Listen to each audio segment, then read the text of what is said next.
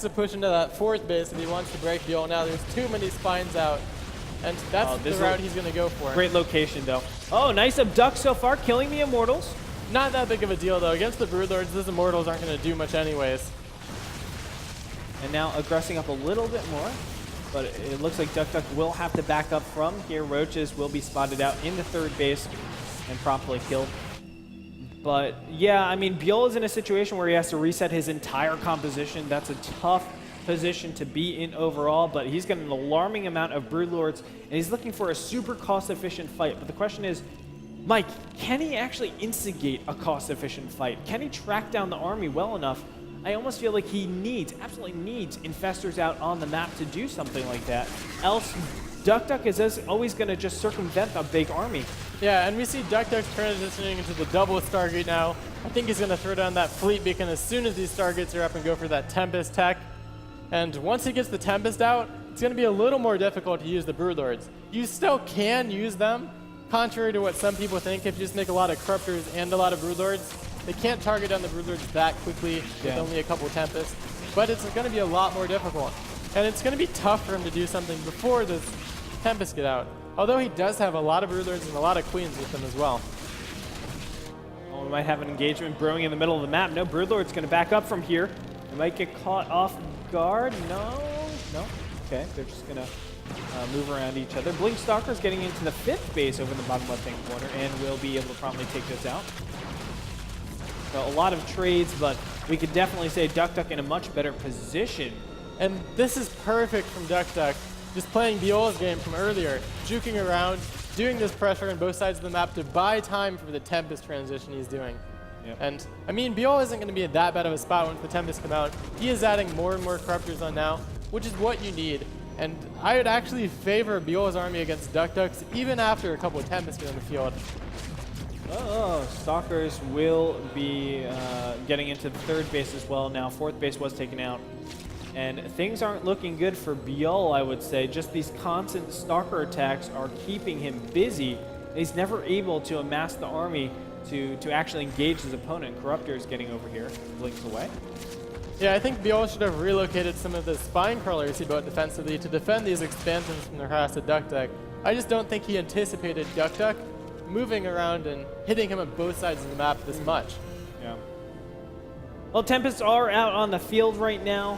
And it's only two, as you were talking about. They don't have the greatest DPS, but they're definitely, I would say, the instigators, if anything. But there are Queens over here to help defend and also heal those Broodlords from dying. Man, I don't know, though. Oh! Abducts on those Tempests, and he's going to abduct a second time. Corruptors are just chewing them up. And the response to Broodlords does not exist anywhere on the map anymore. Nicely done by Byul, now taking out the fourth base over here. Things are getting to a position where it's pretty low economy. It's just all the investment is in the army. I mean, you can see this is a very expensive army from the Zerg.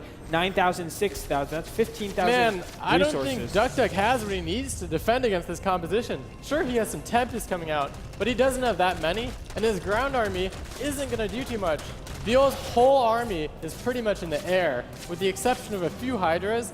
And this works out pretty well against an army that still has Sentries and Immortals in it. Well, there is a flank right now. If he can get this, it might work out. Tempest over here as well. Zergling's moving over to that fourth base on the top. The Natural is getting ripped apart, but the Natural really doesn't have much substance in it anymore. And these Broodlords, I mean, there are so many Broodlords. There's 16 of them. And here it comes. Blink Stalkers moving on in. When will they blink? Take out the first Broodlord so fast. Blinding Cloud on top of the Stalkers, though. Tempest ripping apart everything in the air. Storms are going to go down. Is it going to be enough, though? Can Byul hold on to this attack? It looks like the Broodlord count is thinning out, but there's a lot of Broodlings still on the map against Stalkers, just piecing apart these Broodlords. And one by one, down they go. The entire army of Byul just evaporated. Yeah, he did at least kill all the Colossi and Tempest from Duckdeok pretty much. And that'll take Duckdeok a little while to rebuild. But Duckdeok now is pushing forward. He's taking out a lot of these units with his Blink Stalkers. Duckdeok only has one mining base, though. Byul is at 2, and there can be a composition switch to just Roach Hydra. That's a great response so far. I believe, are there any? Yeah, just one Colossus left and a single Tempest. And so this would work out so well for Byul, except Duckdeok's killed a lot of his hatcheries earlier on, so this game is still pretty even in my opinion. Normally as Byul, he just wants to remax instantly on Roach Hydra and be aggressive, but he couldn't do that because he lost both of those bases earlier on. Well, spine crawlers are popping up here. Let's take a look at the units tab. 6 Roaches out in the field, 11 Hydras. So, as you said, not having that bank, we can definitely see the effects over here. Trying to kill this base in the bottom left-hand position, though. That'll be instrumental and probably where the next location of the major fights are going to happen. Still, we don't see a very large army. 13 Roaches in production right now, and Byul desperately needs those to stop this attack. A lot of Corruptors and Spine Crawlers, however. Okay, yeah, these Spine Crawlers. These Spines are going to play a huge role in defending. Yes, they've already tanked so much of the damage. Now the units are popping in. Colossus goes down instantaneously. Corruptors now going for the Tempest. And it looks like Byul does not have enough here, as there's just too much. Immortals and Archons still pretty healthy here. Blink Stalkers are blinking forward, trying to take out as many of the units as possible. Duckdeok might be wrapping this army up, and if he does this, it's a 2-0 lead. Of course, the 2-0 win. Supply is so close, but a lot of Byul's supply is tied up in these Corruptors that are kind of useless after they've taken out the Colossi and the Tempest, and these 3 Immortals are just so good right now. Oh yeah. 27 kills on this one Immortal. 29, 26, and 27 kills. Holy moly.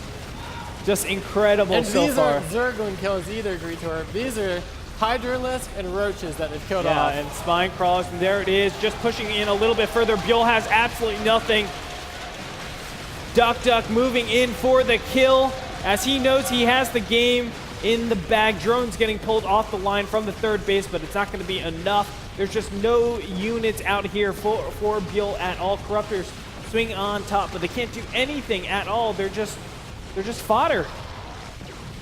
And Duckdeok, he's going to advance on into the winner's match. He's going to be playing a little bit later tonight. And this was kind of unexpected, I think. I think a lot of people expected Byul to take this match. I mean, Byul played so well, going all the way to the finals in WCS America. And I think everybody's expecting it. You're right. GG gets called out. And this is the Quack attack.